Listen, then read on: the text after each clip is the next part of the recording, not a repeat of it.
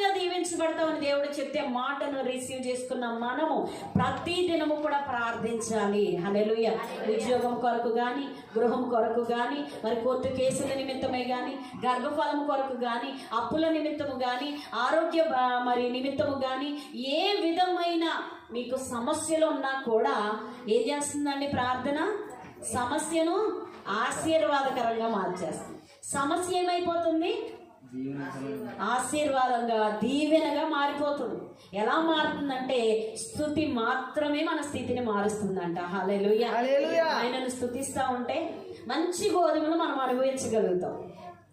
ఆయనను స్తుతిస్తూ ఉంటే మంచి ద్రాక్షారసం మనకు లభిస్తుంది. హల్లెలూయా. అంటే ఆయన సమృద్ధికరమైనటువంటి ఆయన యొక్క హస్తము మన మీద ఉండాలి అంటే మనం ఎల్లప్పుడూ దేవుని సన్నిధిలో మొరపెట్టు వారమై ఉండాలి. హల్లెలూయా. ఉదయకాల ప్రార్థన ఎవ్వరు కూడా నిర్లక్ష్యం చేయొద్దండి. అట్లీస్ట్ 4